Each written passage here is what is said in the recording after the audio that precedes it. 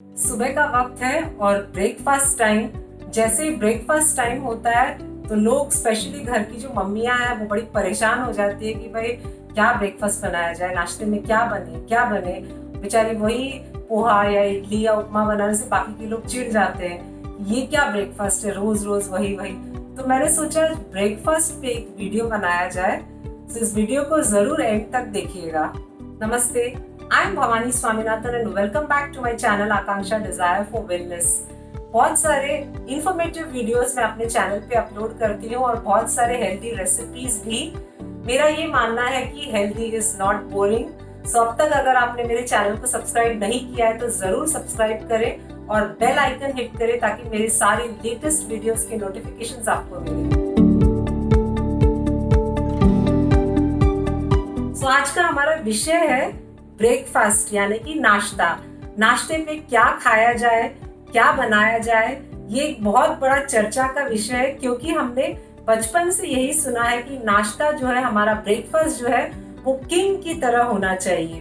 तो आप समझते हैं कि किंग की तरह वो ब्रेकफास्ट क्यों होना चाहिए। अगर आपने बच्चों के कार्टून कॉमिक्स देखे होंगे या कार्टून सी चैनल्स आपने देखे होंगे तो वहां पे हमेशा हमें एक राजा दिखता है और वो राजा अपनी 4-5 रानियों के साथ बैठा है। एक रानी उसको प्यार से अंगूर खिला रही है, दूसरी उसको ड्राई फ्रूट्स खिला रही है, तीसरी उसको कुछ और फ्रूट खिला रही है। सो किंग जैसा ब्रेकफास्ट करने का मतलब ये होता है कि हमें अपने डाइट में फ्रूट्स, ड्राई फ्रूट्स और ये सारी चीजें हमें इंक्लूड करनी है।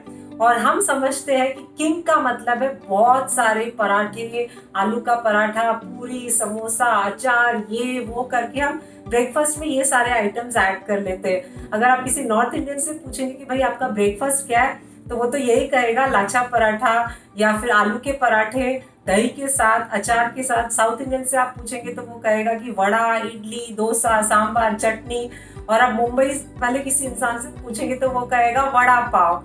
सो ये हमारा ब्रेकफास्ट हमने अपने हिसाब से बना लिया है, लेकिन मैं एक ब्यूटीफुल सा ब्रेकफास्ट पूरे हफ्ते के लिए आपके साथ शेयर करना चाहती हूँ। अगर आप अपने हेल्थ को अच्छा रखना चाहते हैं, हर एक सिस्टम को आप अच्छा रखना चाहते हैं, वो आपके न्यूरोलॉजिकल सिस्टम से शुरू होकर के हार्ट सिस्टम से लेकर के डाइजेस्टिव सिस्टम से लेकर जितने भी हमारे सिस्टम है हमारे बॉडी के अंदर, अगर आप चाहते हैं कि सबकी फंक्शनिंग परफेक्ट हो और आपको कोई बीमारी ना आए तो इस ब्रेकफास्ट शेड्यूल को जरूर फॉलो करें। अब आप पूछेंगे कि ऐसा कौन सा भाई ब्रेकफास्ट शेड्यूल है जो आप बता रहे हो जिससे सारे सिस्टम हमारे अच्छे हो जाएंगे।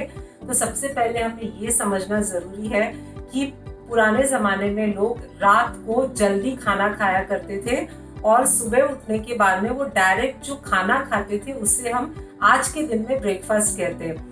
पर हमारा जो अभी मॉडर्नाइजेशन और वेस्टर्नाइजेशन की वजह से, ग्लोबलाइजेशन की वजह से हमारे जॉब भी ऐसे होते हैं कि हम बहुत जल्दी अपना डिनर नहीं कर पाते। सो हम डिनर लेट करते हैं। सो कोई कोई तो डिनर रात के 10 बजे के बाद भी करते हैं। सो डिनर करने के बाद जो सुबह का जो हमारा फर्स्ट जो फूड रहेगा जिसे हम ब्रेकफास्ट कहते हैं, उसके बीच में कम से कम 12 से 14 घंटे का गैप होना चाहिए। ये गैप, क्योंकि ये गैप हमें रखना इसलिए जरूरी है कि हमारी बॉडी जो है वो एक हीलिंग प्रोसेस अंडरगो करती है। सो हीलिंग करने के लिए इतने टाइम की रिक्वायरमेंट होती है। उसके बाद जो हम पहला फूड खाते हैं वो फूड आप कुक्ड फूड न लेते हुए मदर नेचर से जो हम डायरेक्ट लेते हैं, जो रॉ फूड, ये रॉ फूड अगर आप खाएंगे तो आपको ज्यादा फायदा देगा। पहले तो मैं आपको बता देती हूँ कौन कौन सी चीजें आप अपने ब्रेकफास्ट में इंक्लूड कर सकते हैं। तो एक दिन आप सिर्फ फ्रूट्स, जितना चाहे उतना फ्रूट्स ले सकते हैं। बस इतना ध्यान रखिए कि आप जब फ्रूट्स ले रहे हैं तो बहुत सारे फ्रूट्स का कॉम्बिनेशन नहीं ले।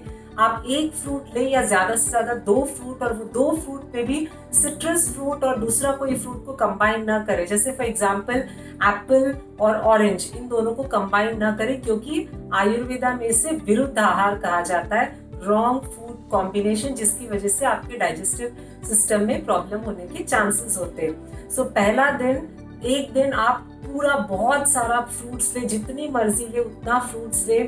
दूसरे दिन आप खाली स्प्राउट्स ले। स्प्राउट्स अच्छी तरह से, चना है, मूंग है, इन सबका स्प्राउट्स बना के, काफी लोग ये भी शिकायत करते हैं कि स्प्राउट्स लेने से हमें एसिडिटी हो जाती है। तो स्प्राउट्स खाने का एक तरीका होता है, नंबर 1 तो उसे बहुत अच्छे से चबा के खाना होता है। दूसरा, अगर आपको चबा के खाने पर भी अगर एसिडिटी हो रही है तो आप उसको हल्का सा घी में 1 मिनट के लिए सौते कर ले, उसे पूरा पकाना नहीं है। पकाने से फिर उसकी जो जितने भी विटामिन्स होते हैं, वाटर सॉल्युबल विटामिन्स, वो सारे डिस्ट्रॉय हो जाते हैं।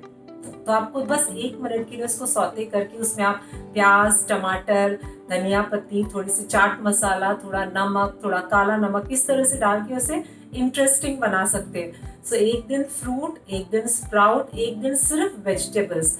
वेजिटेबल्स मतलब छोटे छोटे आप काट के वेजिटेबल्स को भी आप इंटरेस्टिंग वे में खा सकते हैं। बहुत सारा वेजिटेबल्स आपने कंबाइन किया, उसमें फिर आपने थोड़ा नींबू निचोड़ा, उसमें आपने थोड़ा सा चाट मसाला डाला, तो इस तरह से आप एक दिन सारे जो सैलेड की तरह सारा वेजिटेबल्स एक दिन ले सकते हैं। एक दिन सिर्फ आप नट्स एंड सीड्स ले सकते हैं, जैसे आमंड है, कैश्यूज है, पिस्ताचियोज है, उसके बाद अंजीर है, वॉलनट है। इन सारे चीज नट्स का कॉम्बिनेशन एक कंबाइन करके आप सब एक साथ ले सकते हैं। और एक दिन आप सिर्फ स्मूदीज ले सकते हैं। बहुत सारे तरह की हम स्मूदीज बना सकते हैं और ये स्मूदीज इतने फिलिंग होते हैं, आपको पता भी नहीं चलेगा कि आपने पोहा या इडली या डोसा नहीं खाया है।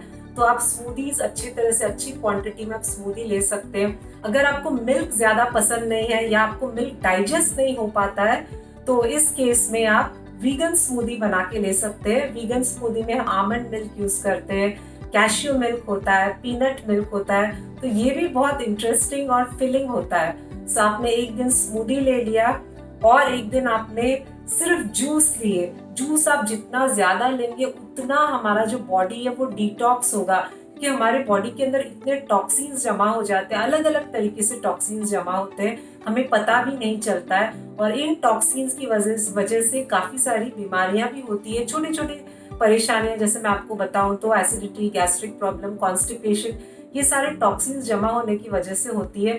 तो आप जितना ज्यादा जूस पिएंगे, टेंडर कोकोनट वाटर पिएंगे, तो उससे आपके सारे टॉक्सिन्स, आपका सिस्टम जो है वो क्लियर होगा। और एक दिन जो बचेगा उसमें आप अपने पसंद का नाश्ता, यानी कि पूरी या और आलू भाजी या फिर आलू का पराठा, या इस तरह से ले सकते हैं। तो कम से कम हफ्ते में जो 6 दिन है, अगर आप इस रूटीन को फॉलो करेंगे, जहाँ पे हम सिर्फ रॉ डाइट ले रहे हैं अपने ब्रेकफास्ट में, आप देखेंगे बहुत ज्यादा आपकी हेल्थ में इम्प्रूवमेंट होगा। सबसे पहले आपको इम्प्रूवमेंट अपने स्किन से पता चलेगा, आपकी स्किन ग्लो करने लगेगी, आपको अलग से एक आपको एनर्जी, आप एनर्जेटिक फील करोगे, बहुत आपको ताजगी लगेगी और आपका सिस्टम जो है, हर एक सिस्टम वो धीरे धीरे से क्लियर होना शुरू करेगा और आप बहुत हेल्दी महसूस करोगे। तो जरूर ट्राई कीजिएगा इस राजा जैसा या किंग जैसे ब्रेकफास्ट को और मुझे फीडबैक दीजिएगा। Thank you so much.